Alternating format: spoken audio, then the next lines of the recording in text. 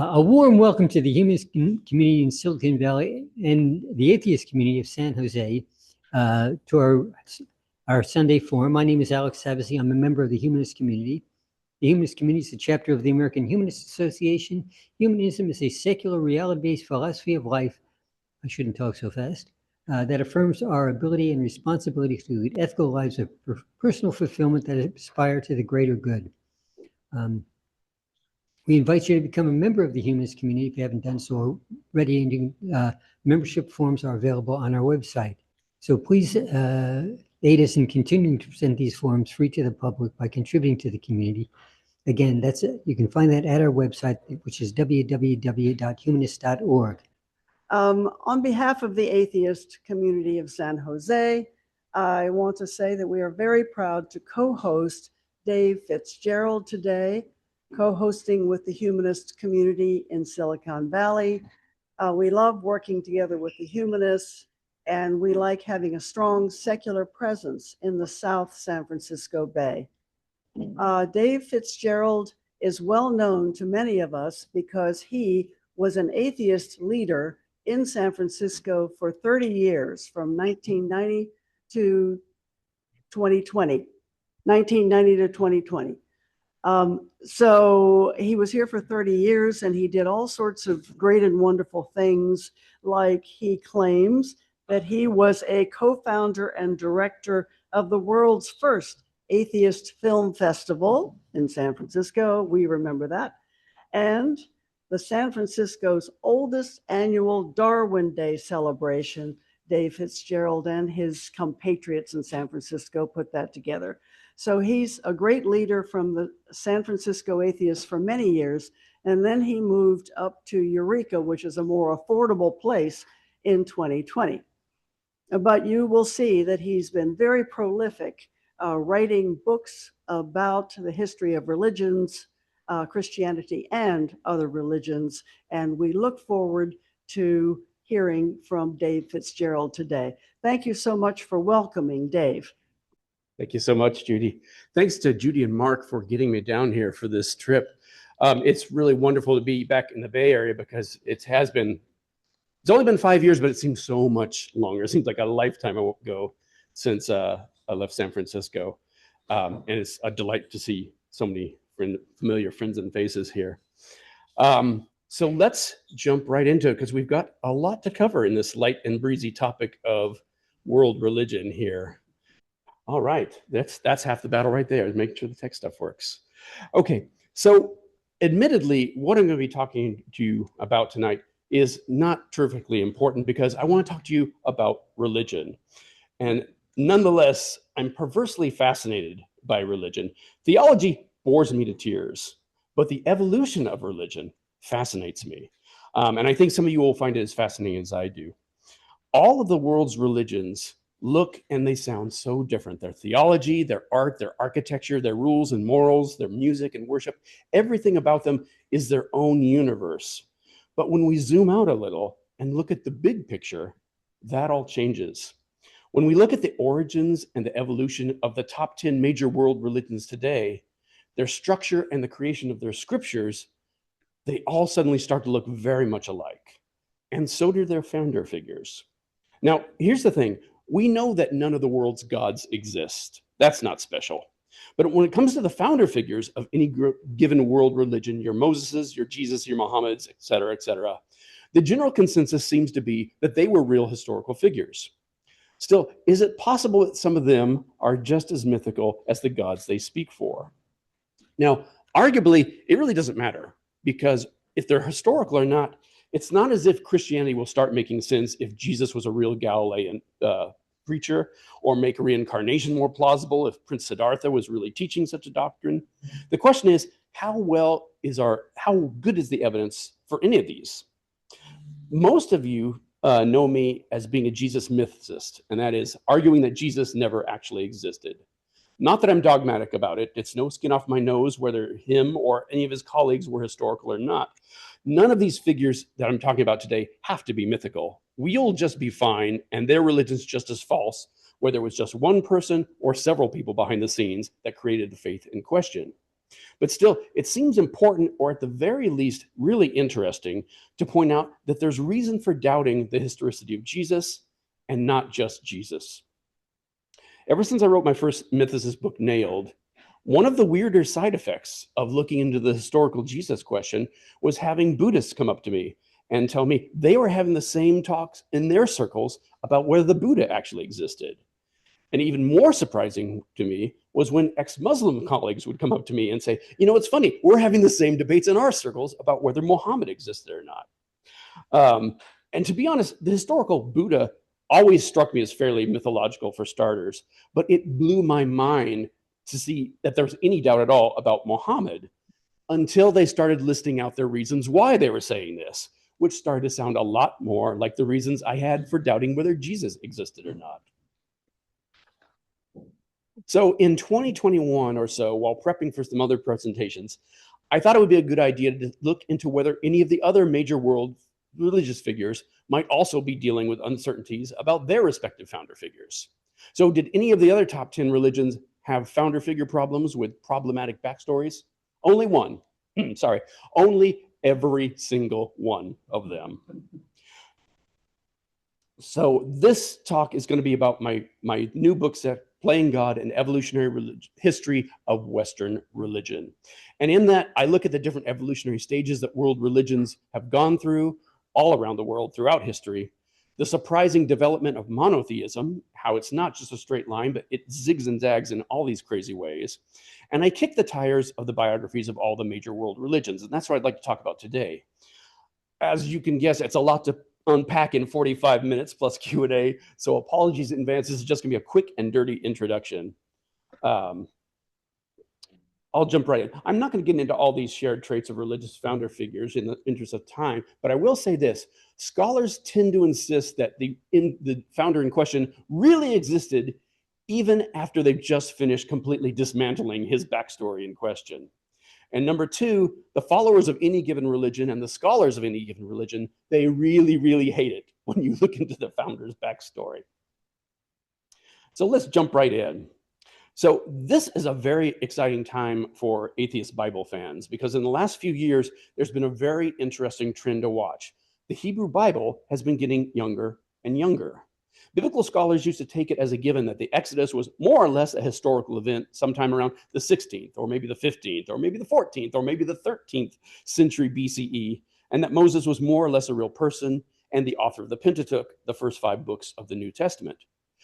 But over time, all 3 of these claims have fallen into serious doubt, even among many religious biblical scholars.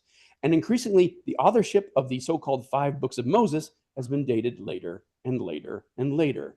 From the time of the Exodus, then the time of the United Monarchy, which then that fell into his favor.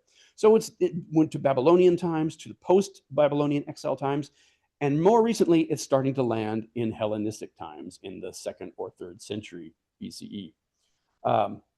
Increasingly, scholars like Thomas Thompson, Philip Davies, Mario Liverani, Francesca Stravacopoulou, John Barton, and many, many, many others, as well as discoveries like the Elephantine Papyri, have shown that ancient Judah and Israel and ancient Jewish religion were all very different from the image we get in the Bible. We also know that several biblical books are partial or total forgeries. For example, Daniel, the 2nd Isaiah, the 3rd Isaiah, Jeremiah, parts of Micah, etc. And interesting archaeological evidence, so far, for instance, we have far better archaeological evidence that in the 7th century BC, Israelite homes typically had goddess figurines, that we have so much better evidence for that than we have for either David or Solomon's kingdoms in the 10th century. That's not to say there's no evidence for them, but despite frequent claims to the contrary, what little we do have would fit in a shoebox, and all of it is inconclusive. So if there really was a real David and Solomon, we certainly wouldn't recognize them as anything like the portraits of them and their kingdoms in the Bible. And in fact, ironically enough, and irony just dogpiles on each other when we get into religious studies. It's not until the 9th century BCE, a century after the supposed time of the United Monarchy, that later rulers from Judah and Israel start showing up in the contemporary historical record. And ironically enough, the family that gave us Jezebel is the first political dynasty corroborated outside the Bible. Jezebel, the most hated woman in the Bible, is one of the few people in the Hebrew Bible that we know was a real person. And those Elephantine papyri I've just mentioned, they are 100 years of correspondence from a Jewish colony in Upper Egypt. And they show that as late as the 5th century, and again, we have 100 years of their correspondence from devout Jews who worshiped their own version of Yahweh and at least 4 other gods, at the very least, in their own local temple. And they show no knowledge whatsoever of Torah law, even though they're on good terms. Mosaic law, Torah law, Exodus, the United Monarchy, prophets, tribes, or names from the Pentateuch. There's no evidence of any of that in 100 years of correspondence from these people. What we do have is we know that they were on good terms and in close contact with the temple in Jerusalem, which seems to have no problem with any of this. When I first, if I digress just a minute, when I first heard about the Elephantine papyri, I just assumed they had to be some sort of mutant spinoff or people that time forgot sort of situation, because how else would it work otherwise? But no, that's not the case. These are devout Jews who greet each other with things like, may the gods bless you, my brothers. And they have things like their Persian governor sending them letters to how to celebrate this new holiday called Passover. And it's just mind-blowing, the complete absence of what we think of as core Judaism. Scholar Russell Gummerkin has demonstrated that considerable parts of Genesis and Exodus were dependent upon and also written in response to a pair of history books written in the early 3rd century by 2 different authors that few people besides ancient history professors have ever heard of: a Babylonian priest named Berosus and an Egyptian historian named Manetho. Now, we know that the Septuagint, the Greek translation of the Hebrew scriptures, was written in the 3rd century BC at the Great Library of Alexandria. That's not controversial at all. But Gummerkin goes even further and argues that the original Pentateuch was also written at the same time as the Greek translation. And he pinpoints its date to the year 273 or 272. That's how close we can pinpoint to when this book seems to have been first compiled. And in fact, the team of Jewish scholars at Alexandria who gave us the Greek translation of the Hebrew scriptures appear to be the same group that gave us those scriptures in the first place, or at least compiled them together. These are big claims, and in the fall of 2022, Israeli archaeologist Jonathan Adler, completely independently of all this, made an announcement that dovetails perfectly with Gummerkin's findings. A vast archaeological review shows that we have no evidence of Torah practice or Judaism as we know it before the 2nd century BC, over 1,000 years later than once thought. And again, there's a lot more to unpack here, but in short, virtually all the Old Testament stories that we love have turned out to be untrue. And even when the Hebrew talks about later genuine historical events and people, it serves us up an untrustworthy propaganda spin on them.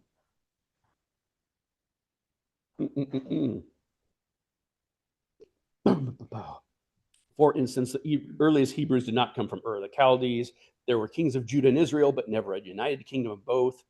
There was a Babylonian conquest and return from exile, but very little of the Bible's versions can be trusted. And while they're not in their Bibles, the books of the Maccabean revolt have turned out to be propaganda for the Hasmonean kingdom, the same dynasty that gave us King Herod.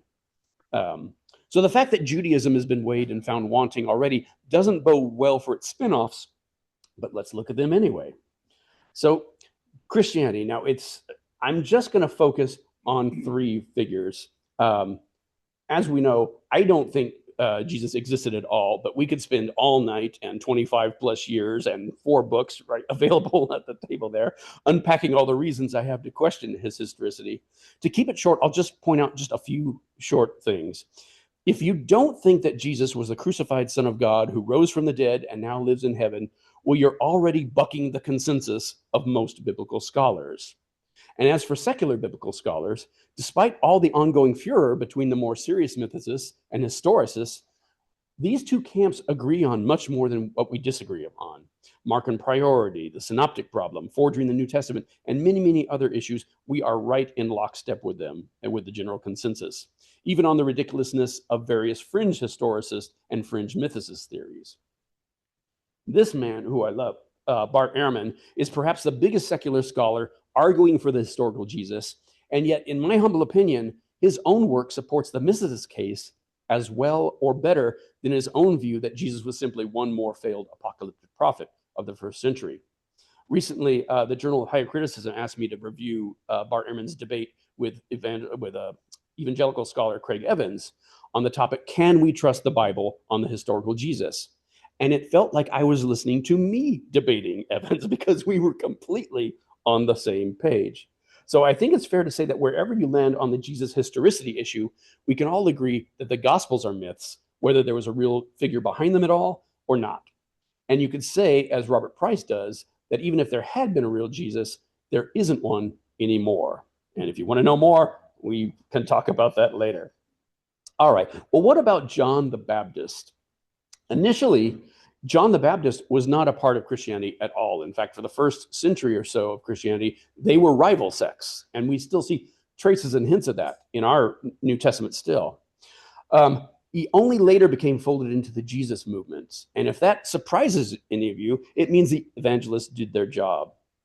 There's also reasons to doubt whether John the Baptist existed, though if I was forced to put my money on just one, my money would be on John, not Jesus. Not that the evidence for John the Baptist is all that great either, it's just slightly better than what we have for Jesus. Like this cave called the John the Baptist cave that actually dates to the Byzantine era. Okay, but what about Paul? Unlike Jesus and the vast majority of his apostles, except the ones who were based on Jerusalem church leaders, St. Paul of Tarsus does seem to have been a real person. Now, since unlike Jesus, we have 13 writings that claim to be written by Paul, we actually already have better grounds to presume that he was historical. What's more, over half of the book of Acts is devoted to the story of Paul's life and career, and he's mentioned by other early Christian writers. The only problem with Paul is that there's more than one of him. And in fact, there are 4 different Pauls in the New Testament alone, and each one is quite different from the others. We know that many letters were forged in Paul's name. Matter of fact, most of the letters attributed to Paul in and outside of the Bible are forgeries. The Bible's got 2 widely recognized sets of letters forged in Paul's name, the so-called Deutero-Paulines, 2 Thessalonians, Ephesians, and Colossians, and the Pseudo-Paulines, traditionally called the pastoral letters, 1 and 2 Timothy and Titus. And then there's the bold miracle-working Paul in the book of Acts that everybody loves. But unfortunately, wherever Acts and Paul's genuine letters overlap, they completely contradict one another. So at the end of the day, there is a real Paul. It's just the one we don't like. The bitchy, peevish Paul that's not crazy about girls and constantly swears that he's not lying, all of which means that Paul's only half mythical. And there's the real disappointed and all too human Paul in his genuine letters and the legendary Super Paul invented by the same author as the book of Acts. So at the same time that Christianity and Judaism's origins have come under unprecedented scrutiny, so is that of their baby sister, Islam.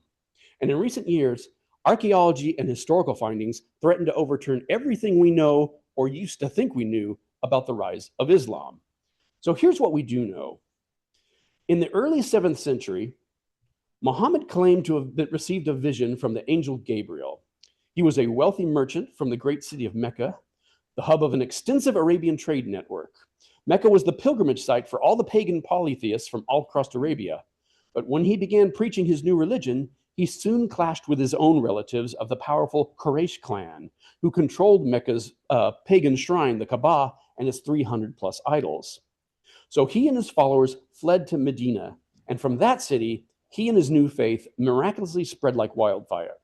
He united all the Arab tribes, drove out the heathen paganism, and against overwhelming odds, conquered both the Byzantine and Persian superpowers.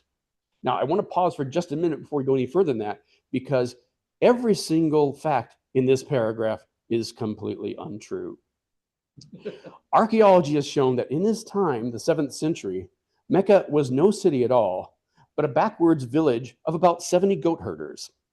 And Medina was a scattered oasis of feuding date farmers, and neither were pilgrimage sites, nor were there any pagans anymore. The arguments against pagans in the Quran appeared to be aimed at Christians, Jews, and other monotheists. Muhammad's family, the Quraysh clan, were said to be paradoxically, both pagans and faithful monotheists, and also paradoxically, both long-distance caravan traders and guardians of Mecca's shrine. But there was no trade network in Muhammad's time. I should say there was no overland trade network. It had long been replaced by sea travel, and both Mecca and Medina were days away from the closest port. In fact, they were pathetic desert settlements with nothing to trade and no evidence of any trading either. In fact, it's not until a century more after the Prophet's death that the word Quraysh even makes its first fleeting appearance outside the Quran, in the final line of a text fragment from the mid-8th century. And even then, it's not entirely clear what the allusion to Quraysh even means there. And in the Quran itself, the only place where the word Quraysh appears to be a later addition. What's more, Quraysh doesn't appear to be a name for a family, but a term for a coalition or a large group, not a clan. Eventually, of course, the Quraysh began to make their appearance in Muslim tradition, retroactively inserted into his origin story as integral elements. Particularly after the 13th century, many Muslims appear to have suddenly remembered having a Meccan Qurayshi ancestor from the early 7th century to enhance their social status, and subsequently changed their surname to Qurayshi. And then there's the Quran itself. Islamic scholars, for instance, Fred Donner, say, those of us who study Islam's origins have to admit collectively that we simply do not know some very basic things about the Quran, things so basic that the knowledge of them is usually taken for granted by scholars dealing with other texts. There's excellent grounds to suspect that the Quran itself is not the work of any single writer, but developed from several different texts over the 7th and 8th centuries, including from sources both long before and long after Muhammad's life. Its real origins are obscure, and infamously, its content is filled with grammatical problems, weird logical discontinuities, and is frequently baffling and completely unintelligible, even to Muslim scholars. The amount that is unknowable, uncertain, and no one can agree on what it says amounts to about 10 printed pages altogether. As scholar Gerd Pune observes, if you look at it, you'll notice that every fifth sentence or so simply doesn't make sense. Many Muslims and Orientalists will tell you otherwise, of course, but the fact is that a fifth of the Quranic text is just incomprehensible. Even the Quran itself admits as much, and that it was a problem that invited challenges to its authority. Now, that said, there's no miracle needed to explain how the Arab Empire arose. Arabia was long caught between two battling superpowers, the Eastern Roman Empire and the Sassanid Empire of Persia. For centuries, the two empires fought one another, and both sides also competed for influence in Arabia, while in turn, feuding Arab tribes sought the patronage of one or the other, and sometimes both, to bolster their own ambitions. That all changed by the 7th century, when the endless and escalating series of wars between Byzantium and Persia, not to mention a horrific outbreak of bubonic plague, finally left both giants exhausted and greatly weakened, ripe to be taken down by their Arab client states. So the Arab conquests of the 7th and 8th century are well established and undeniable, but the same is not true of the prophet or the new religion that was supposedly the inspiration behind them. There's curious inconsistencies in the official stories of the origin of the new religion. Early accounts by conquered peoples never mention Islam, Muhammad, or the Quran. The Arab conquests are called Ishmaelites, Saracens, Muhajirun, Hagarians, but never Muslims. And early mentions of Muslims are oddly nonspecific. And at least twice, mentions on coinage are accompanied by a cross.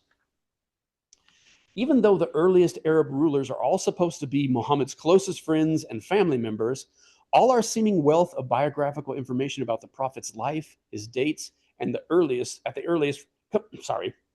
about the prophet's life dates at the earliest from about 2 centuries after he is supposed to have lived.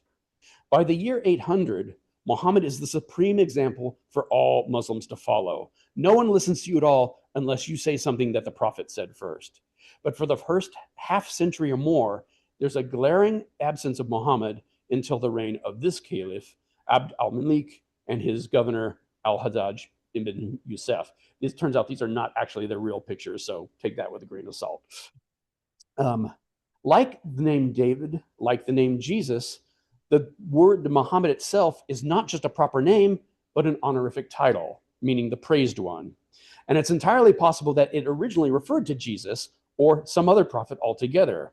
Who might that be? Well, there are actually plenty to go around, such as Musalamaya, Tulaya, Sajja, Laqiq ibn Malik, or Aswad Anzi, who today Muslims revile as the false prophets of the early Arab conquests. So it's very interesting to see specialists in Islam's origins insist that, oh, there was undoubtedly a Muhammad, or at least some prophet like him, and then turn around and thoroughly deconstruct everything Muslims think they know about him until there's nothing remotely recognizable. And when his backstory has been so thoroughly dismantled, what does it even mean to declare that he certainly must have existed? As bizarre and crazy as it seems, Islam appears to be the result, not the cause, of the early Arab conquests and their empire. Well, let's cross to the Eastern world religion side. Now, perhaps unsurprisingly, the Eastern traditions have tended to have a more detached stance on the historicity of the founder figures like Prince Siddhartha Gautama, the Buddha. Did I just pass the picture of him? No. There we go. There he is. There's Siddhartha. In the influential Mahayana scripture, the Lotus Sutra, the Buddha himself calls his own historical authenticity into question. So some scholars are careful not to put too much confidence into any of the professed historical facts of the Buddha's life. And trying to establish even a ballpark figure of when he lived with any degree of confidence has proven to be deeply problematic. Many scholars tend to place him around the 6th or the 5th century BCE, but Tibetan Buddhist traditions place his death around the 9th century BCE, around the year 833, while Eastern Buddhist traditions in China, Vietnam, Korea, and Japan believe he died over a century earlier than that, in 949 BCE. But in any case, it wasn't until the early 2nd century CE, or AD, if you will, or roughly half a millennium after the Buddha's life, that the first biography of Buddha was written in the form of an epic poem called the Buddha Karita. According to tradition, the Buddha's teachings were only transmitted orally for several centuries, and by the time the earliest Buddhist scriptures were first written down, large numbers of rival Buddhist schools already existed, each with their own competing collection of Buddha's teaching. Virtually all of these have been lost, though some have been partially reconstructed through translations into Chinese, Korean, and Tibetan. However, our surviving and reconstructed canons differ from one another so greatly that scholars are unable to tell which, if any, represents the original or authentic Buddhist scriptures. What about Daoism? According to venerable tradition, the founder of Daoism, Lao Tzu, aka Lao Tse, Lao Tzu, Lao Dan, or Old Master, wrote his teachings in a short book called the Tao Te Ching in the 6th or early 5th century BC. Modern scholars disagree with that. Based on archaeological evidence, competing collections of sayings attributed to Lao Tzu began to be written down probably from the second half of the 5th century BCE. They grew, they competed for attention, and gradually came to be consolidated over the following centuries until the canon probably reached a relatively stable form around the mid-3rd century BCE. Now, nearly every single fact about this figure is in dispute, including the name itself. According to several scholars, he's entirely legendary. The most common biographical account of his life was recorded around 94 BCE in historian Shima Cheng's book Shija, or Records of the Great Historian. Records of the Grand Historian. But even he expresses his doubts and gives 3 radically conflicting versions. Scholars today take the Shiji with a grain of salt. According to one Daoism scholar, William Boltz, it contains virtually nothing that is demonstrably factual, and we're left with no choice but to acknowledge the likely fictional nature of the traditional Lao Tzu figure. Incidentally, his name Lao Dan, when translated to other Chinese dialects, becomes Gao Tam, which is the same name of Prince Siddhartha Gautama. So it's possible that he's just a spinoff of Buddha. Sikhism. Now, Sikhism has only been around about 500 years, believe it or not. It's a Johnny-come-lately compared to most world religions. And to be honest, when I first started this project, I thought if anyone was the exception to the rule of this, it would be Sikhism. But it turns out Its founder, Guru Nanak, was said to have lived around 1469 to 1539, and he was the first in a line of 10 founding gurus of the faith. Just about everything we know about him comes from Jamansakis, or birth stories about the life of Guru Nanak and his early companions. These miracle-laden tales are replete with supernatural characters and extraordinary events, like conversations with fish and animals, and they come in many versions. They often contradict each other, and in some cases have clearly been tinkered with to beef up the role of this or that disciple or advance the claim of this or that faction. And they don't tend to appear until about 50 or 80 years after his death, and many more come along during the 17th, 18th, and even the early 19th century. Sikhs hold that their scriptures was composed predominantly by Nanak and the first 6 gurus, along with the poetry of 13 Hindu Bhakti movement poets and 2 Sufi Muslim poets. However, and there's our 10 group. However, the Adi Granth, the first edition of the scriptures, was compiled by the 5th, right there in the middle of this group here, Guru Arjan Dev in 1604, generations after the faith's supposed beginnings. And the final edition of the Sikh scriptures, the Guru Granth Sahib, was not finished until a full century after that, in 1704. And just incidentally, the founder, Guru Nanak, also seems to be members of a, just one in a line of other, what's called sanct poets and sanct figures named Kabir. The further you go back into the roots, the more you see the roots go back into other religions, earlier religions. Confucius, or Master Kong, aka Kung Fu Tzu, or just Old Master, is said to have been a 5th century BC figure, though his earliest biography appears 400 years after his death. The Analects attributed to him and other ancient works were actually composed by followers of his school of philosophy sometime during the Warring State period, around 476 to 222 BCE, and reached its final form during the Han Dynasty. And in fact, it seems to be the basis for the Han Dynasty, or that they used as the basis for their dynasty. Let's keep moving right along to Jainism. Now, Jainism, when I first started this, I thought they were one of the oldest religions out there, Hinduism or Jainism. Maybe they are, maybe they're not. Jainism claims that Rishabhanatha, the first of their 24 founding Jain Tirthankaras, meaning teachers, was born in the city of Ayodhya in the northern Indian state of Uttar Pradesh in the year, let me just check my notes here. Let's see, he was born millions and millions of years ago. And he lived for 8.2 million years. I'm sorry about that.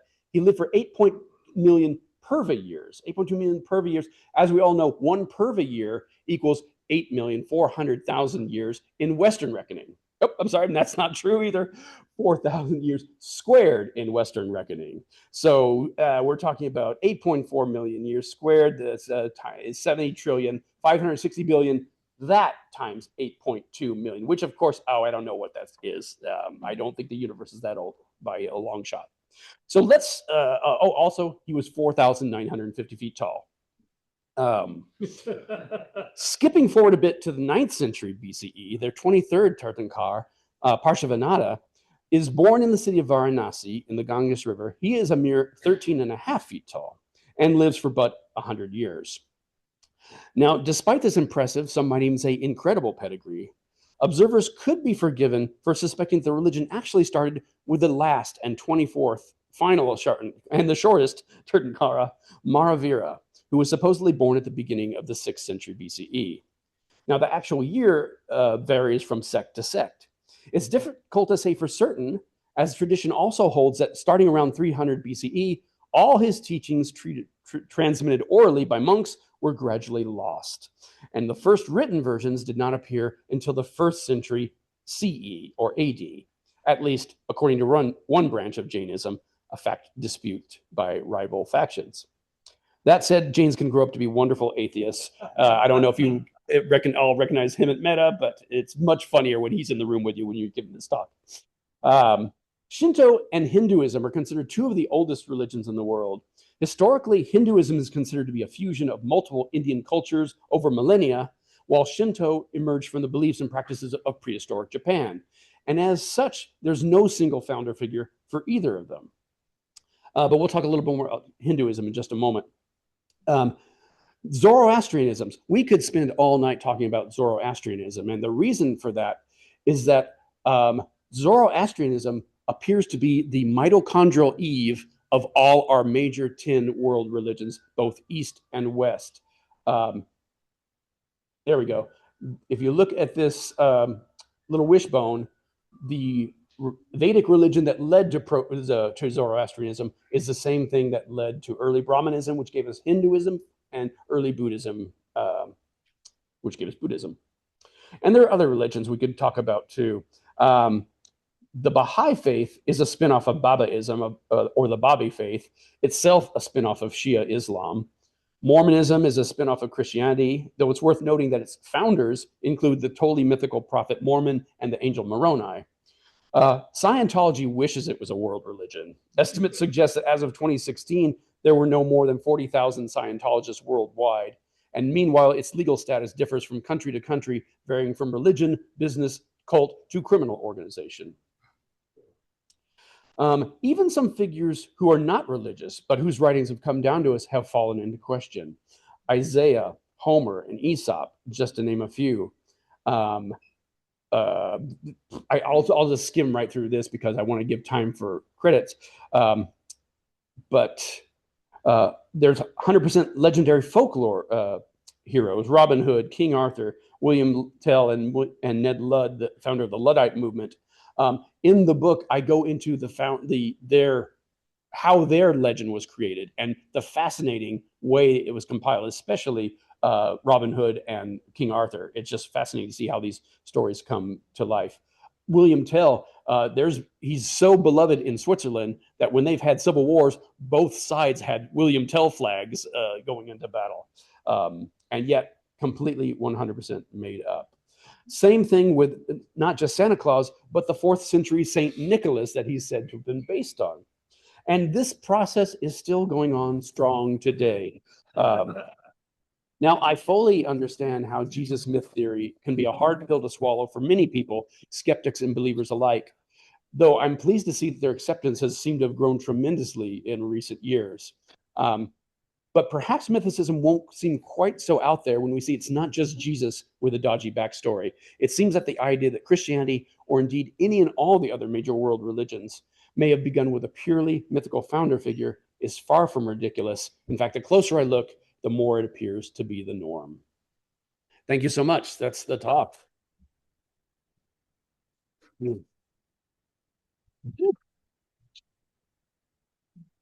Sure.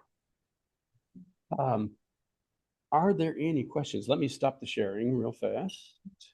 Let's escape. Stop share. Okay.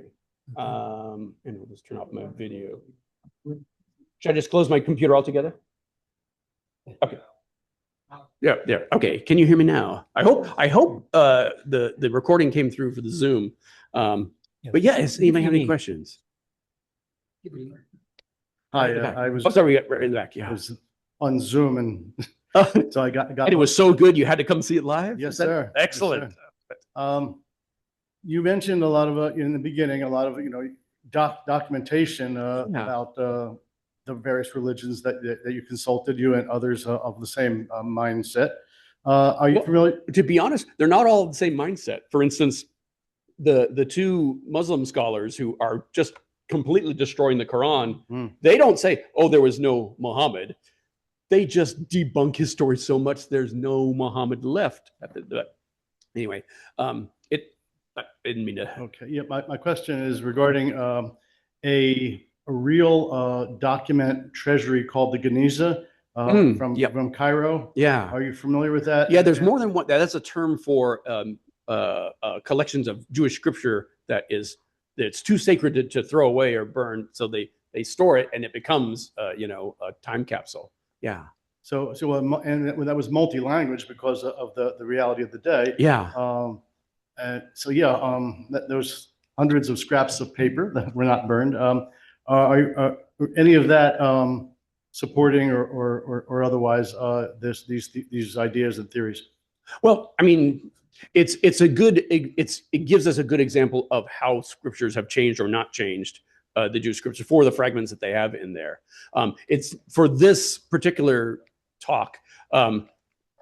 It's based on what Russell Gmerkin has discovered about the way, for instance, that our Moses story came together, and it all seems to predate these later scriptures. In fact, everything that we think of as Jewish scripture after Tanakh, the Talmud, the Mishnahs, all the Peshitas and the Midrash, all of that seems to have come at the very earliest after the 2nd century BCE, after the Hasmonean dynasty in Judea.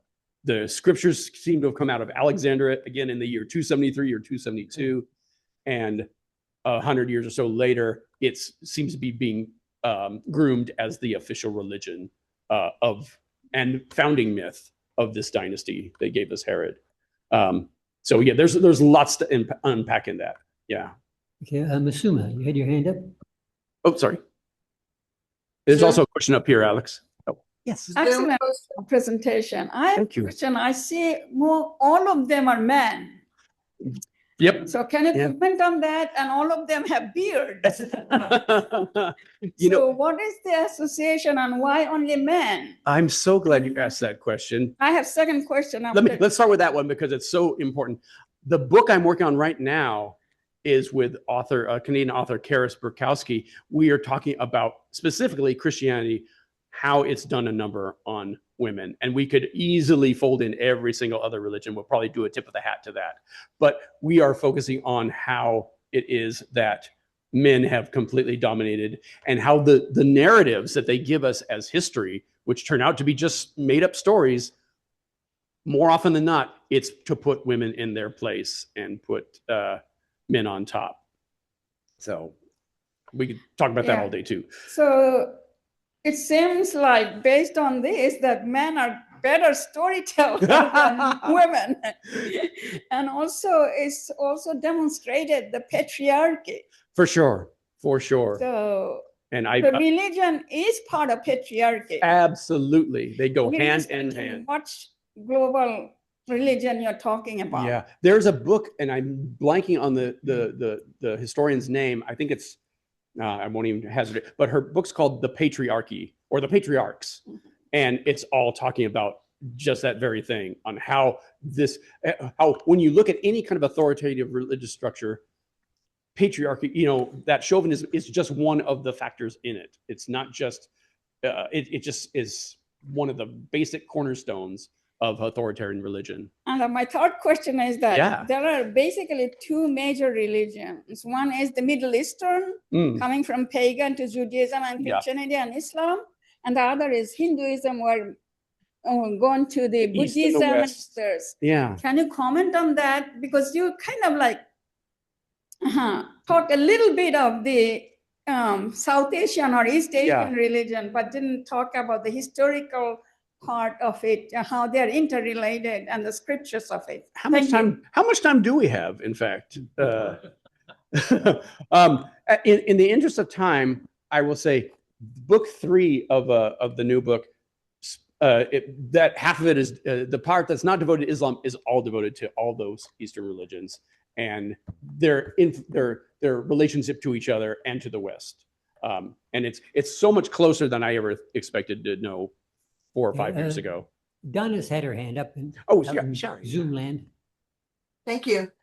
Hi, David. Donna. Warnock here. Thank you so much. That was really fascinating. David, I was wondering, there's one thing that I've found missing so far in what I've been looking at of yours lately, and that's the ancient Egyptians. And I'm wondering if you looked at the ancient Egyptians and the appropriation of their gods and goddesses and religious myths by the Greeks. You'll be glad to know I talk a lot about the heretic pharaoh Akhenaten in book 1.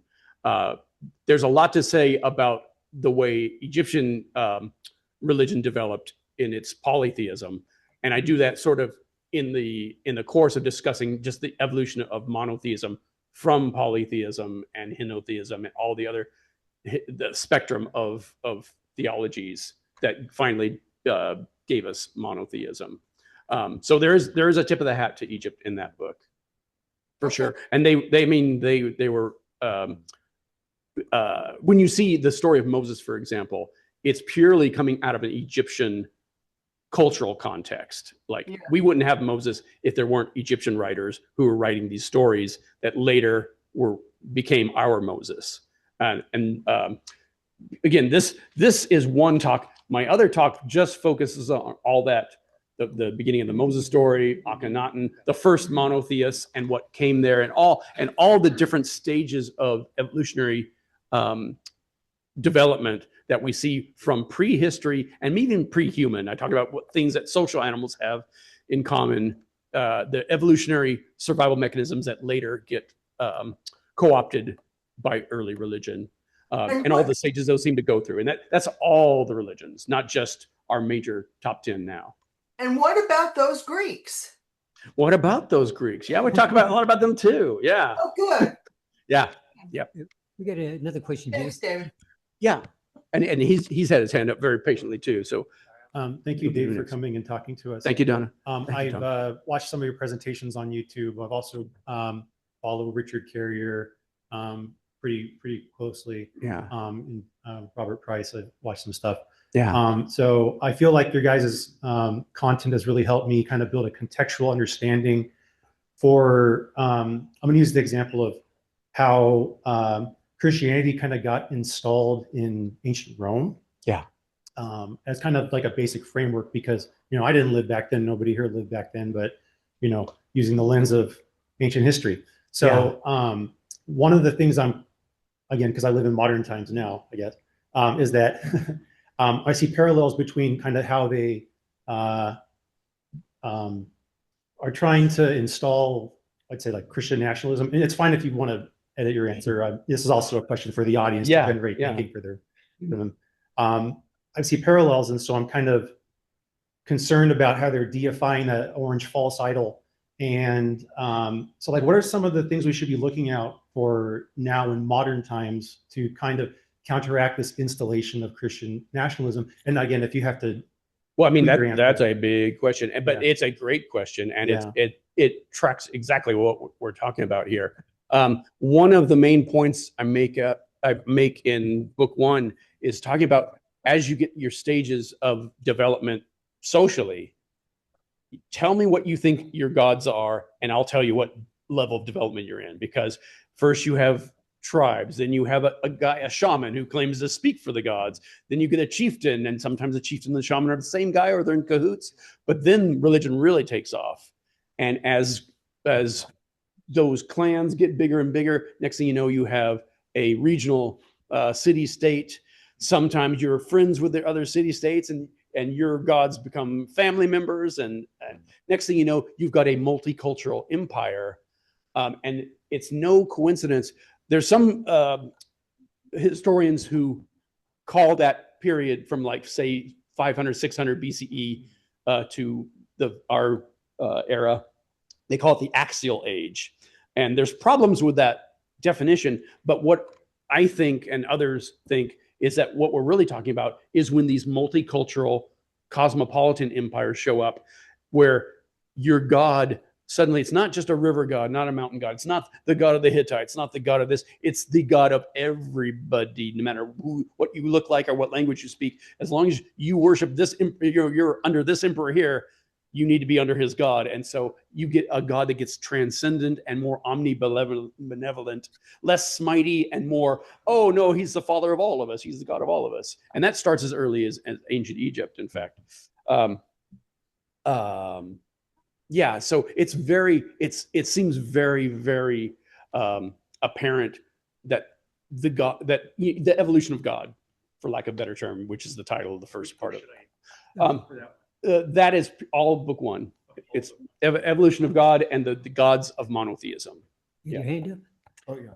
Thanks for waiting. Great question, Tom. Thanks for the presentation. So as between you and Bart Ehrman, I think you said, with regard to the historical Jesus, you both agree on all of the underlying facts. Yep. As I understand it, you take more from the absence of evidence to the implications of the absence of corroborated contemporaneous evidence. Yes, but there's also evidence that just is not, it's hard to explain under a historicist. So it's not just the absence of evidence. It's also evidence we do have. It's like, why would they say that unless, you know, this kind of thing. But why haven't you convinced Bart Ehrman? And were there David Fitzgeralds in, let's say, 60 CE who were saying, what are you guys talking about? Is there evidence of that? You Christians are crazy. There was no such God. There were several of them, and we still have some of their writings preserved, ironically, in the apologetic manuals saying, this is why this pagan here is full of crap. Here's what he says. That's how we know what they said, is because it's in a Christian book. There are people like Celsus, people like Porphyry, people like Julian, where they were picking apart like the story of Jesus on the Sea of Galilee. And they're saying like, you can't have storms on the Sea of Galilee. It's only this long by this long, and you can cross it in 2 hours in a canoe. And all the critiques that they brought up against Christianity then, they hold up just as well now, 100%. And we have a Christian wrote a book called Against Trypho, where he invents this fictional Jewish character named Trypho, and he has him say all the arguments that they were getting from Jews in the area. And one of his arguments is, why is there no evidence for this guy? You Christians have invented this guy, and for this imaginary savior, you're getting yourselves killed, you know. And those are just the ones that survived 2,000 years of Christianity. Yeah. So why doesn't Bart Ehrman agree with you? You know, here's the thing. I love Bart. I love Richard Carrier. They hate each other, and they are very dickish about it. You know, I have a feeling if those two are a little more civil to each other, and again, I love them both, but I would love to see a debate between Bart Ehrman and Richard Carrier, because when Bart Ehrman debated Robert Price, Robert Price made one really excellent point when Ehrman accused it, says, well, when you mythicists see something you don't like, you just say it's an interpolation in the scriptures. And he goes, wait a minute. Mythicists aren't the one who pointed out that these are interpolations. These are widely recognized interpolations. And it just so happens that every single one of them supports our side, not that side. But that said, the reason I love that debate is because Richard Carrier did a follow-up blog where he said, here's what should have been responded to that, and has pages and pages of what would have been a better answer to all the things that Bart brought up. I will say that when Bart wrote his book, Did Jesus Exist? Mythicists like me, we weren't disappointed with it because we thought he was going to agree with us. We were disappointed because we thought it was going to be the best argument, the best defense of historicity. But he just phoned it in while he was writing some truly excellent books on forgery and counter-forgery in Christianity. That said, after that book came out, you could tell that in his future books, he was starting to back away from things that he thought were established facts, and has been, you know, slowly backing away from some of the more questionable ones because of pressure from mythicists who are pointing out, yeah, that's not true, and this is why. And so, will he ever come around? I mean, his wife is Christian, so that's might be a problem. The fact that he seems terrified that all his colleagues will make fun of him if he does, that also seems a little problematic. But who knows? Philip Davies from Sheffield University did a great review of Did Jesus Exist, where he chides Bart for this attitude of like, you know, yeah, I think there was a Jesus. In 20 years, I think that's still going to be the consensus. But it's ridiculous to act like it's a done deal. And surely in any other field of history, it wouldn't even be controversial to weigh this slender amount of evidence we have for him to see if it holds up. So the fact that you're trying to treat this as a pariah is just totally ridiculous. We got Joel there. He's had his hand up for a while. Say again? We got Joel. A question from Joel. Okay, yes. Sorry, yeah. Oh, hi. Actually, Is that Joel Pearson? Yes. Calling from the UK, if I'm not mistaken. Yeah. I mean, I could talk about mythicism all day, but my question was actually around the historicity of Muhammad. A few years ago, I looked into this, and there was one reference by someone from an opposing army who mentioned a guy called Muhammad leading a force. Now, I've not read as far as the third book yet, being a bit of a slow reader. Oh, I'm glad to see the book. Yeah, and I know what you're talking about. When you get to that, what you'll find is that our earliest references to a guy who may or may not be named Muhammad, because of course there's no vowels in the letter, and we don't know if he's talking about a person whose name was Muhammad or a person whose title was something like Muhammad, but whoever that guy is in that one particular battle, he's clearly not a religious leader. He's clearly not a prophet. There's no mention of anything. And that's true of everything we get for supposed eyewitness accounts of Muhammad. The closer that you get, the further back to zero you get, the less you see of him until it disappears. And the more you see, oh, well, this part of the Quran, that's actually came before Muhammad. The part of the Quran, oh, that came actually after Muhammad, even though he was meant to have written the whole thing. And also, I know a common apologetic for that is that he was the first person ever to be named Muhammad, but I'm pretty sure that's not true either. Yeah, that's adorable. Yeah, yeah. I mean, maybe. I mean, but again, we don't know if it originally was even a name, or if it was a title, or if it was even referring to the guy we think of as Muhammad, or if that was just a holdover from Syrian Christianity. Because I didn't get into it in this talk, but much of what we know in the Quran and some of the things that don't seem to make sense do make sense if this came from Arab Christians using Syrian scriptures and taking things out of that and putting that into an Arab context. That's a lot to unpack, so I don't want to really get into that there. But it does explain a lot of things if Islam is not just a spin-off in the Abrahamic line, but if it's a direct spin-off from Syrian Christianity that they turned into an pan-Arab religion for a pan-Arab empire. So good to see you I've known Joel Pearson forever. I don't think I've ever spoken to him in You real helped life. me make a D&D campaign once. I did do that, didn't I? Yeah. Yeah. There was something that I think you didn't quite touch on around Ehrman versus Carrier. Yeah. I think something really important to mention. Carrier has read all of Ehrman's arguments and responded to them and written scholarship on it. Ehrman has never read Carrier's arguments. Yep. And you can say that for many other very vocal historicists who just act like this is all crazy nonsense. One thing I'm very, very pleased, and I'm so glad you brought that up, but one thing I'm very pleased that in 2010, when I wrote Nailed, the biggest pushback I would get from our fellow atheists was, oh no, this is crazy nonsense. This is like moon landing denial level goofiness. When I wrote Jesus Mything in Action 70 years later and responded to them, the biggest pushback I got from them right before they even read the book was, oh yeah, I never thought there was a real Jesus. It was like, that was just 7 years. And it's that genie is not going back in the bottle. It's very exciting to me to see in this book how it's not just the Jesus historicity issue. They're all coming under fire, usually from within their own religious, the apostates of their own religion. But some of this goes all the way back to the very beginnings of each individual religion. It's just fascinating to me. Thanks so much, Joel. Yeah. Here again. Tangential, if I may. My question about pyramids and their evolution, if you will. In multiple places, over 20 countries around the world. Sure. Do you think that is just human evolution trying to get closer to heaven? Well, I do. I think it's an example of convergent evolution more than, direct evolution or direct influence.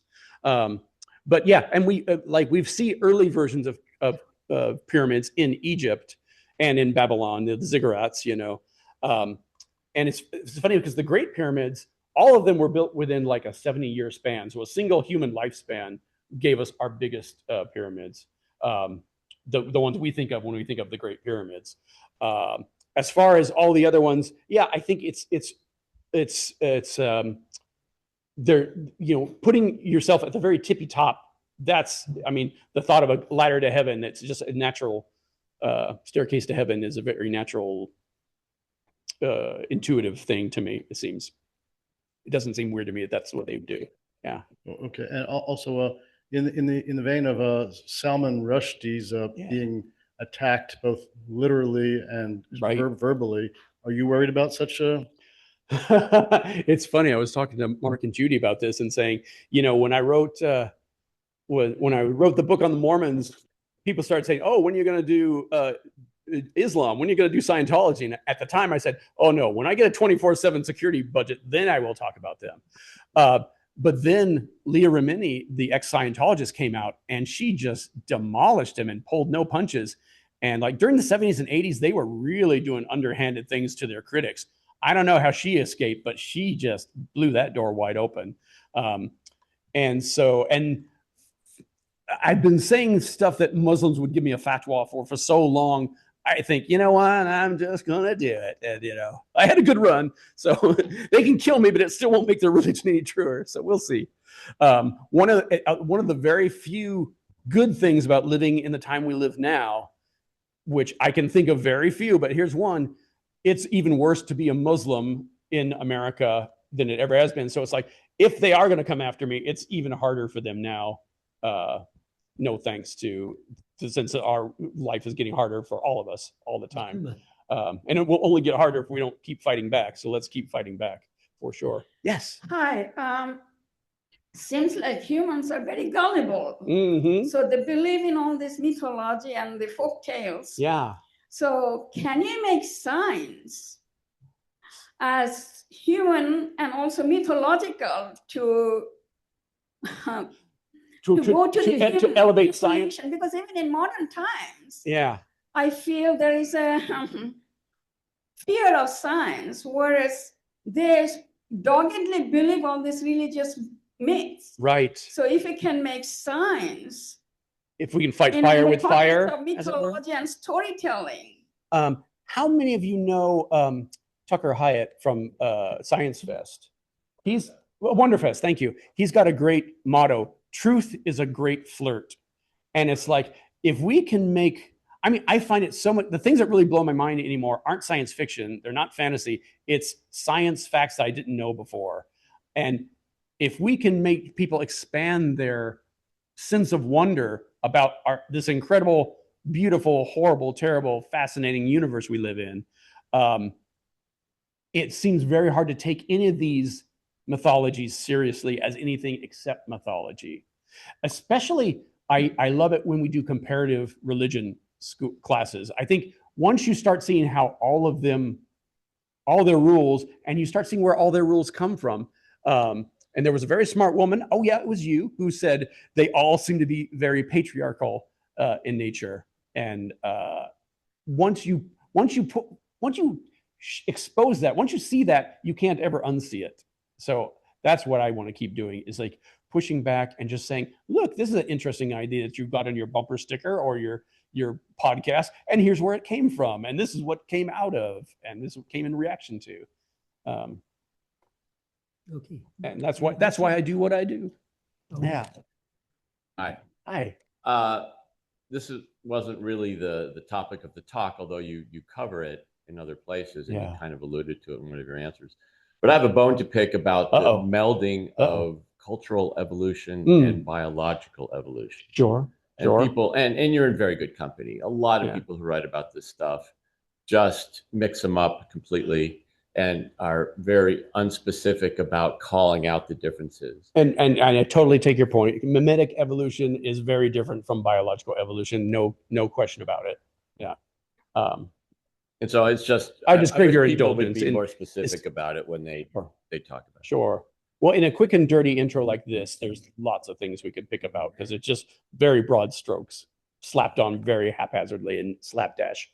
I was going to say, I've heard programs where someone was talking about how the Bible has been modified over time. Yeah. That a scribe will be writing something, he quotes a story, and then it gets.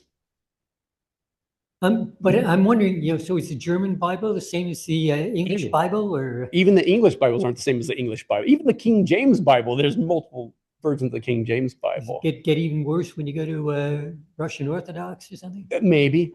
I mean, I haven't had the depth to get into that, but definitely, we could talk all day about scriptures and how they come about, and how this is things like Bart Ehrman has shown us. When you look at our earliest Christian scriptures, and there's like 150 years to 200 years, we don't even have anything, but we don't even have those little fragments that Christians wave and say, look, we've got proof. We don't even have that for 150 to 200 years. And when we do, we have so many variations on them. And it's not just the mistakes. I mean, yeah, there's lots of spelling mistakes. There's lots of grammar mistakes. Things get left out. That's not special. That's not interesting. What's very fascinating is when you see somebody saying this and somebody else over here saying the opposite of this.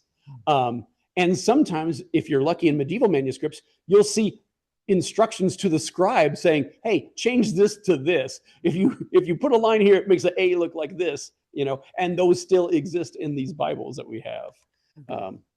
Joel, you've got your hand up? Oh. Yeah, actually, it's something caught my memory when you were talking about science, new discoveries in science that we didn't know about yet. Yeah. And for a long time, the Stanford Prison Experiment was basically used by Christians to go, oh, look, we've got original sin. It's a real thing. We've got scientific proof backing it up. And it's probably the most famous experiment in all of psychology.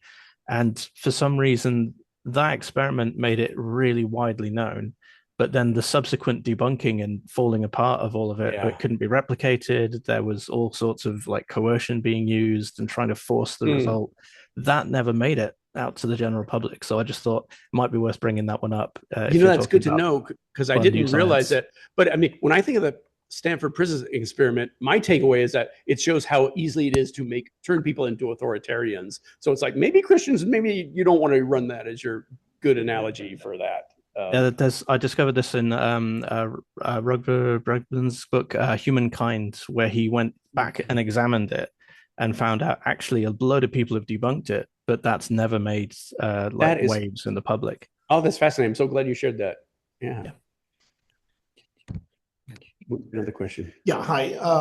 Really fascinated by the when you said that the Old Testament was written only maybe 300 BC, which I hadn't heard. If you told me that 4 years ago, I would have, what? That's crazy talk. Exactly. Yeah. But, I mean, so when you say that, that's the time that it was written down, I believe. Well, here's the thing. Wasn't it also an oral tradition for many hundreds of years before? Well, this is the thing. So, for instance, if you look the stories of Abraham, the stories of Lot, the story of all the patriarchs, you take them. People, I don't think it was Russell Gummerkin pointed this out, but there's been several historians, I think Mario Lavrani pointed out, like, yeah, it's funny that Abraham's adventures all take place in this part, and Lot's all take place over here, and all place there. And Martin Knopf, I believe it was, made the observation that, I don't think these were ever part of a single family epic until much later, and that they originally were either leaders or gods. So there were some sort of stories that came. Some sort of stories. It was all sort of put and together. all put together. Wow. Yeah, all put together in context. And there's the famous incident, the Zipporah Perocobi, if you will, where Moses is on his way to Egypt, and like 3 little verses slipped in that story. Oh, and he meets God by the inn, and God tries to kill him, and Zipporah, takes a jaggedy rock and circumcises their son and puts it against his feet, though we know what feet means, and if you know the joke about that in biblical Hebrew, where did she really put it? Anyway, 3 little weird verses of this bizarre circumcision story. Later, maybe. And then the story continues like nothing bizarre happened at all. It's like, that's clearly a little nugget of something older that was shoved in. I don't want to get distracted by the Moses story, because I can talk about that all day. I'm blown away how young it is. It's like the 4th century BC is the first appearance of Moses in any context at all. And it's not our Moses. Our Moses is 2 degrees removed from that, written in response to people who were retelling that story. It blows my mind. 3 years ago, I had no clue that was the case. Yeah. To piggyback up, Keith's, I guess, question is that we have to look at the historical context of like, the way that these books were manufactured, literacy during those times. Oh yeah. And so as a result, I mean, books were the equivalent, if I understand, they're like hundreds of thousands of dollars back then. If a guy had a library of 5 or 6 books, he was like a very wealthy man. Very wealthy. And then also, handwritten, all handwritten and transcribed. And a lot of the stuff at the Vatican is probably in their archives is related to translations. And so, like you were saying, hey, do this here and rewrite this here. And so that that context is really important, because during those times, I think only like 2% of people lived to past age 80 or something. I mean, living into. I think the average lifespan was 27. Yeah, living into later ages. what that kind of benefits the Abrahamic religions specifically, because the continuous timeline of like, hey, my ancestor didn't live as long, and so like the passing down of traditions from more older and wiser people, that it's easy for religion and religious propaganda to kind of slip in under the radar. For sure. And then the last thing would be, and what's one of the many patterns that show up when you look at this is all the scriptures, whatever religion you're talking about, they're never like written by the guy. They're always once upon a time stories right out of the box. And it's like, and the story comes down to our time, and whether you're talking about East or West. Yeah, and to kind of close on that, I think the assessment that I tell myself is that, that basically these religions are ancient rich people propaganda used to control the levers of society, to kind of use Carrier's language. And so we're fighting against that. At least the ones that succeeded became that. There's there's new religions being cranked out all the day from the ground up. Yeah. But for a religion to become a major world religion, it's got to be sponsored, if not invented outright, by whoever the grand mucky mucks are in charge. And B, it has to offer something to its people. Like the earliest attempts at monotheism failed because they were just for the pharaoh, and once he died, there was nobody else to carry it on. Religions that either don't control their people or give their people some kind of investment in it, they don't make it either. If you get knocked off the throne, your religion's going to go with you too. So yeah, it's very interesting when you say, oh, is religion a force for good or evil? Yes, it is, and it always has been, whichever religion you're talking about. Yeah, I've got a quick one. I'm an atheist, of course, but my brother is recently retired as a Seventh-day Adventist pastor. Well, that must be Which fun. of your books should I send him? My favorite question. You might want to start with Nailed, just because it's a nice quick introduction to the topic. He'll have a harder time with Jesus Mything in Action, because that's like, one's a little quick and dirty intro, and the other's, and this is how we know this is true, and this is this. But then again, you might want him to start with finding out how all the world religions are fake, because if he gets into Islam, maybe, I love it. It's been happening with me with Buddhists a lot lately, is they'll say, oh, when Fitzgerald writes about Islam, it's 10 out of 10. But when he writes about Buddhism, and it used to be, oh, when Fitzgerald writes about Mormonism, it's great. But when he writes about Jesus, it's just, they hate it when you write about their religion, but they love it when you're writing about somebody else's religion. And it's so funny how I'm just either an incredible researcher or a total hack who just has no business even talking about it. Yeah.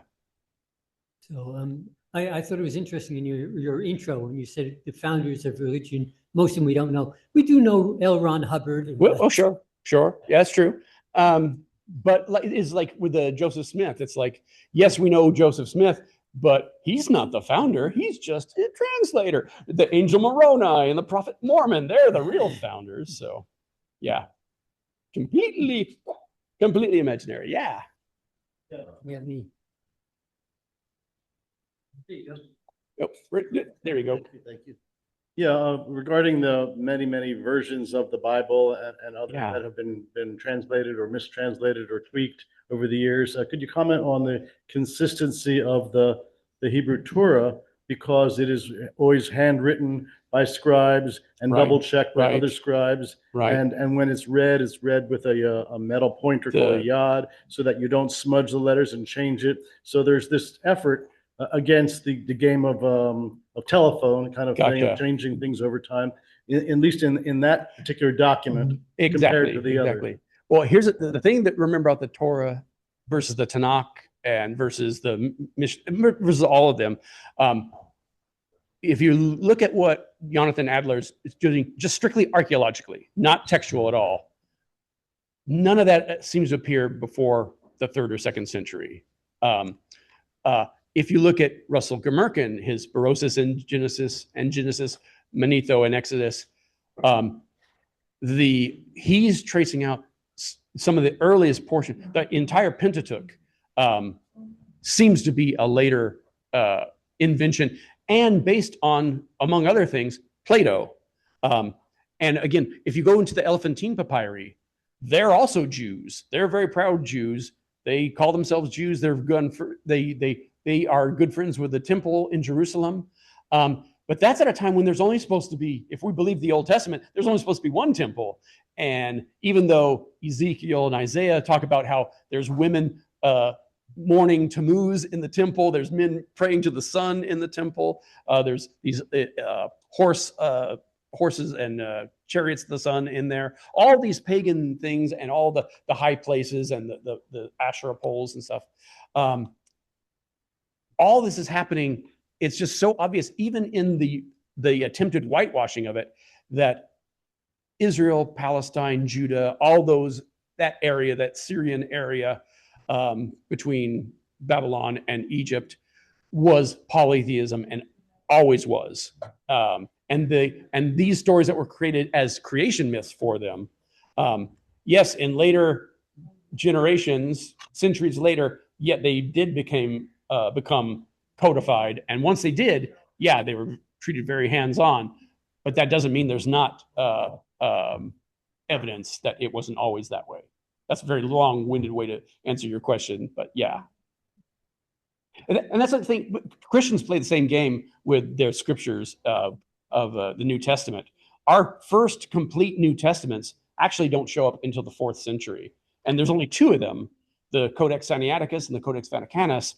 And they don't agree with each other. Each has books that the other doesn't have.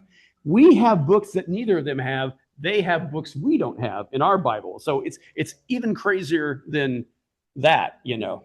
The development of scriptures, whichever religion you want to talk about, is fascinating because it's so much uglier, messier, and glitchier than you would ever suspect. And especially like in the Eastern, when you start seeing, oh, they're getting this from this, which came from this, which came from this, which came from this. Just being able to trace these roots. I always thought of these great world religions as being monoliths, but it's a jungle. It's a jungle, and they're all connected and stealing from each other and mutating away in real time. Yeah.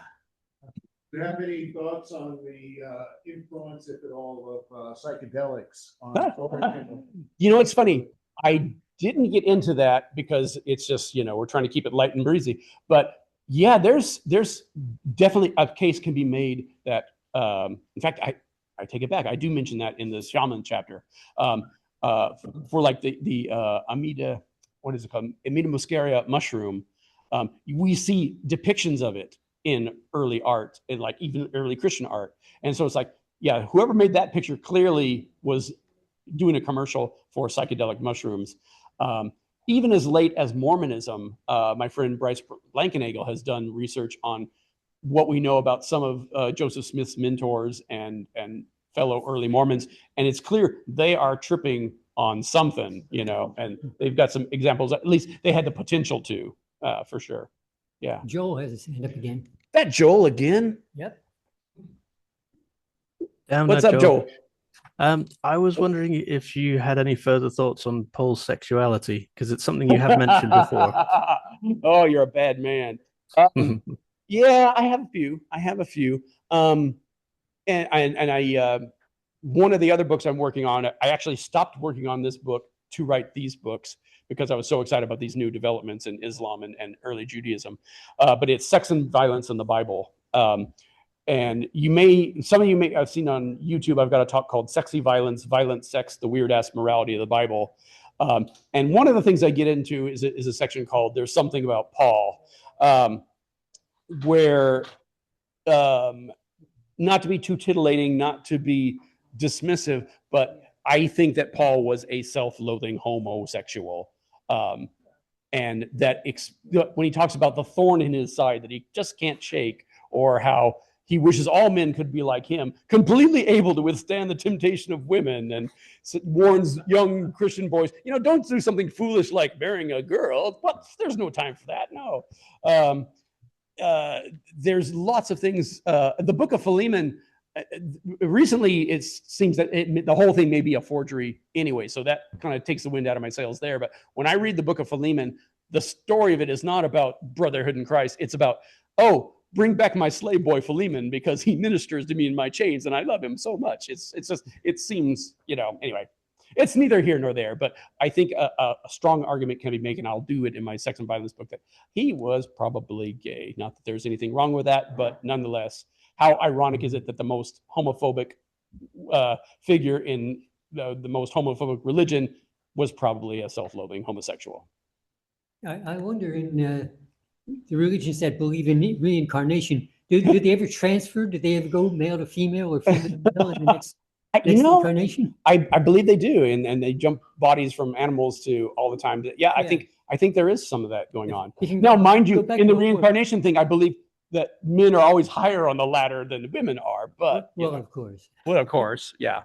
I think one thing painfully ironic about that is, like, there's lots of things in Buddhism I kind of admire, but one of them that's really messed up is, like, if you see, for instance, a kid who's like really has birth defects and is like mentally developmentally disordered, and they're not nice to him. They said, "Oh no, you must have been a bastard in a past life. Don't be." Yeah, you're getting what's coming to you. It's like, oh, that's messed up. Yeah.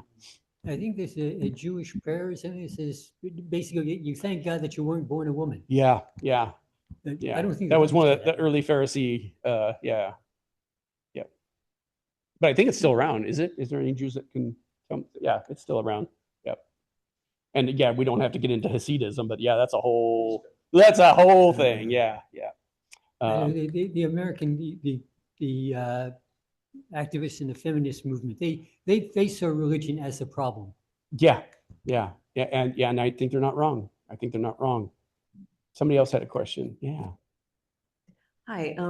I heard recently that John the Baptist was in the running to be a Messiah. Oh, absolutely. Can you absolutely.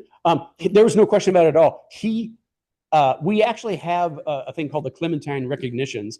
That's a Christian fiction, but what it depicts is somebody present at a debate between Jesus's followers and John the Baptist followers, where they're debating who's the Messiah, Jesus or John the Baptist. Even in our own Gospels, you've got all four Gospels have John the Baptist in them. None of them agrees on who he is, whether they're complete strangers or whether they're first cousins who knew each other in the womb. And same thing with like figures like Joseph Arimathea. But the thing about John the Baptist that fascinates me is Robert Price wrote an essay that when I first read it, I thought, oh, this is crazy. And it haunted me because I've never been able to shake it. He says, we know that the Gospels are myths and they're allegories. I wonder if Jesus is an allegory for John the Baptist. And the main, and his reasons for that are very cogent. And then when you read the New Testament, it's like, oh, that makes a lot more sense if that's what we're talking about here. But again, and I do mention that we have slightly better evidence for John the Baptist than we do Jesus. And by that, I mean, there's a mention in Josephus that's not a forgery that just happens to mention him. And we've got early Christians saying, yeah, Josephus blamed such and such on John the Baptist. He really should have said something about Jesus there. It's like, yeah, it's funny that he doesn't say that, isn't he? Especially because we've got this thing called the Testimony of Flavian that supposedly is a commercial for Jesus in there. Anyway, don't get me started on that. Yeah, John the Baptist, again, he may have been completely mythological too, but there was definitely a John the Baptist cult, and it was around the same time. And it was a rival for Christianity before it finally became folded in. Yeah, and again, I won't bore you, but I talk about that a lot in some of the books, and I could talk about it a lot more because it does fascinate me. I think a lot of the stories in the Bible, they tend to be moral things that I think for a long time people didn't take seriously. You know, like George Washington chopping down the fir tree. Yeah. Well, and again, these all go back to founding myths. You know, it's important for people to have founding myths. You know, if you saw the movie Agora about Hypatia of Alexandria, I love that movie, but it's a love-hate because the things they get right and there's things they get so wrong in it. But yeah, we're not immune to that thirst and desire for our own myths. I keep wanting to have the leopard got the spots. Yeah. written into a sacred Yeah. text somewhere. Yeah. Maybe not related, but it occurs to me that a lot of people that are atheist or non-religious are more fervent studiers of the topic than people who claim to be believers. And how funny is it that most pastors and rabbis and priests that I know get to a point where like, oh, I studied my way out of my own religion. And that happens all the time. The Clergy Project is filled with such people who have done that. Yeah. I think we're going to have to wind up now. I'm actually delighted. This has We got a been lot so of much more people. time for a Q&A than I thought we would have. And all the questions have been amazing. Thank you so much for Thank having you me for come. being here.